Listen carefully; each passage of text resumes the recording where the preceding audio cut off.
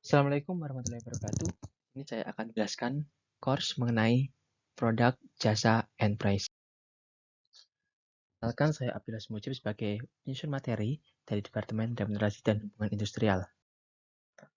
Tujuan pembelajaran kali ini, yang pertama, peserta mampu memahami tentang konsep produk, jasa, dan pricing.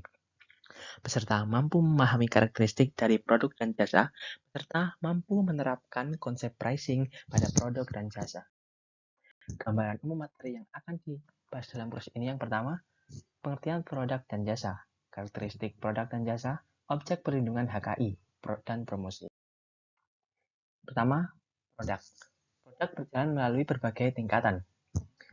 Produk life cycle atau daur hidup produk menunjukkan tahapan dari pertumbuhan yang dapat memberi gambaran manajemen perusahaan untuk mengambil keputusan apakah produk tersebut akan dilanjutkan atau tidak dan kapan produk baru harus diperkenalkan.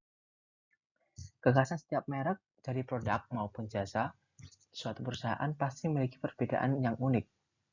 Semakin tinggi tingkat nilai kualitas yang berbeda, semakin sulit pesaing untuk meniru. Seorang pemasar harus memperhatikan ini karena bila tidak, maka akan dikalahkan oleh pesaing.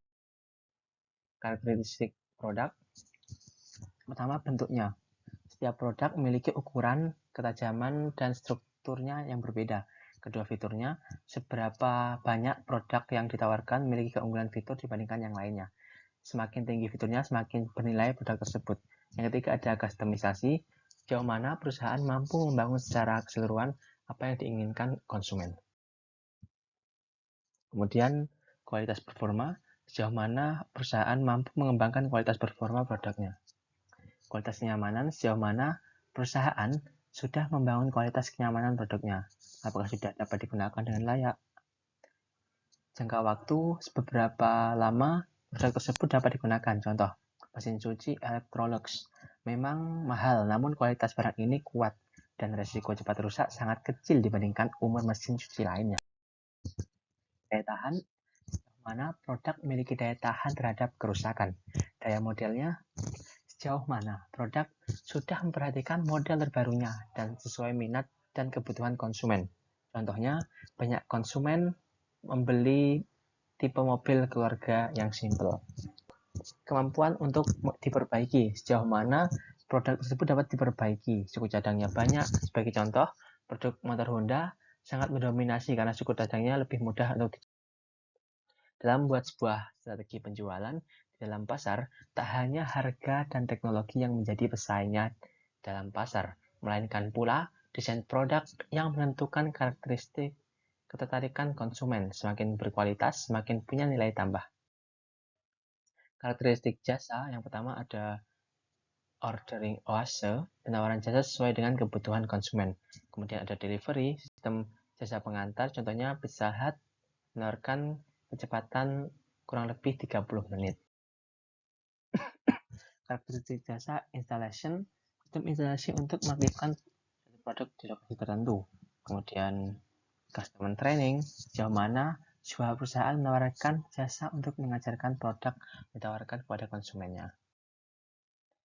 Kelima ada consumer consulting, perusahaan jasa yang menawarkan data informasi tentang perilaku pelanggan dan atau konsumen. Maintenance, pelayanan jasa untuk diperbaiki dan merawat. Perusahaan jasa yang mampu menawarkan diri lebih kepada konsumen, khususnya soal kecepatan dan ketepatan, hal ini bisa memenuhi ekspektasi konsumen dan bisa mengarah pada loyalitas konsumen. Objek perlindungan HKI. Nah, karya-karya yang timbul atau lahir karena kemampuan daya pikir intelektual manusia yang diekspresikan kepada umum. Ada paten, penemuan di bidang teknologi, merek, karya-karya berupa tanda yang dibuat untuk membedakan barang-barang produk satu dengan yang lain. Kemudian desain industri, kreasi yang berupa pattern yang digunakan untuk membuat atau memproduksi barang secara berulang. Dan hak cipta, ciptaan di bidang ilmu pengetahuan, seni, dan sastra, rahasia dagang, informasi teknologi atau bisnis. Price. Pendekatan penetapan harga secara umum meliputi satu atau lebih 3 perangkat perimbangan. Dalam ada cost-based pricing, value-based pricing, and competition based place. Terdapat 4 saluran tingkatannya. Pertama ada saluran 1, distribusi langsung dari produk konsumsi, produsen ke pemakai. Saluran 2, distribusi eceran dari produk konsumsi, yakni produsen ke konsumen. Kemudian distribusi grosir, produsen ke grosir, ke pengecer, dan ke konsumen. Saluran 4, distribusi melalui agen penjualan, produsen, agen, grosir, pengecer, konsumen. Promotion ada 4 jenis promotion. Yang pertama ada advertising di koran, televisi, dan lain sebagainya. Kemudian ada personal selling, bentuk penjualan yang sangat efektif untuk pemasaran hubungan. Ada sales promotion, ada public relation, komunikasi kegiatan terhadap masyarakat umum. Pemasaran, kemudian ada pemasaran barang konsumsi, yaitu produk yang dibeli untuk penggunaan pribadi. Pemasaran barang industri, produk untuk perusahaan. Dan produk pada jasa, yaitu produk yang tidak nyata, seperti waktu, keahlian, aktivitas yang tidak dapat dibeli. Kemudian ada pemasaran gagal. Sekian yang dapat saya sampaikan. Bila ada kekurangan, mohon maaf. Wassalamualaikum warahmatullahi wabarakatuh.